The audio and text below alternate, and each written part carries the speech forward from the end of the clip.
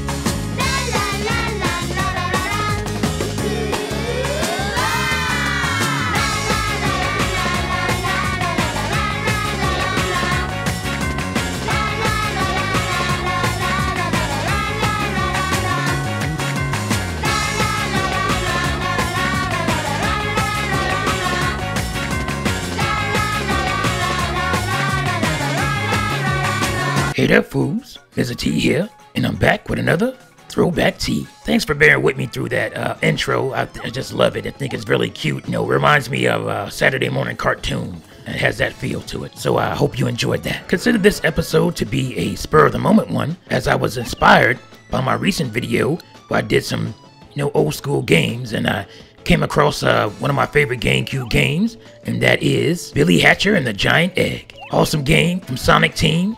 And I'm begging the question whether or not this is Sonic Team's last great idea in video games. And I remember when I got this game for my Gamecube. I remember the previous game was Super Monkey Ball that I got for Gamecube, and I really enjoyed that one too. Not sure if that was Sonic Team, but I know it was a Sega game, and I really enjoyed that. And this game has elements of that game as well, as you use the egg mechanic here to roll around, and it adds different aspects to the gameplay. Pretty similar to a game called Katamari Damacy. I believe that was a PlayStation 2 exclusive. You might remember that game. I'm not sure which came out first. I think they came out around the same time. This game was, I believe, 2003. Like I said, it was very cool platformer. Really a lot of cool elements. Some stuff from Sonic games. Some stuff that you would see in Super Monkey Ball, like I said. And it was really cool. Really cool gameplay aspects brought to you by the egg mechanic. You play Billy Hatcher. He's this kid who puts on this rooster suit, I believe they call it. Very inventive. And it allows you to roll around these giant eggs and hatch the giant eggs that release cool animal powers that also add to the gameplay, like you see here with this penguin that gives you the power of water to open that switch up that's covered by fire. So a lot of cool stuff like that in the game. Had a very, like I said, very Sonic Team feel to it. Just think of the those pets that you would raise in the Sonic Adventure games. I can't remember the name of them right now, but yeah, it was very similar to that with the animal powers that you used. It was a very cool game, as I said. brought up a lot of cool elements to the platformer genre. And I really miss games like this. You don't really see them that much anymore. Obviously, Nintendo seems to be the only one besides like the indie crowd making platformers. And I just decided to do this in light of I know it wasn't Sonic Team. I think it was Big Red Button, but I think Sonic Team was a producer on Sonic Boom, so they still bear some brunt of the responsibility for that game, which obviously wasn't very good. And for the most part, I think in the last 10 years, Sonic games have not been that great. Haven't been up to par. Haven't been up to the status that you would see from a mascot game that belongs. That is a mascot game that is the face of a company, or at least it was. Maybe it's just nostalgia, and maybe Sega doesn't really feel like Sonic is their face anymore, which is sad. But the quality of the Sonic games haven't been that great.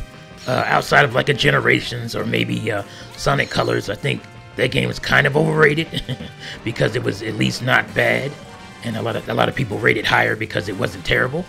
I think Sega was at their peak making games like this. I believe this game started out as a Dreamcast game and got moved over once Sega went software only.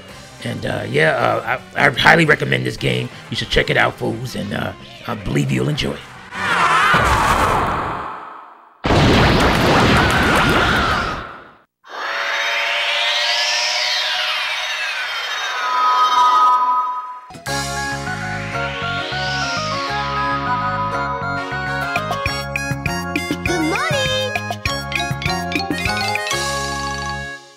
Oh yeah, one more thing.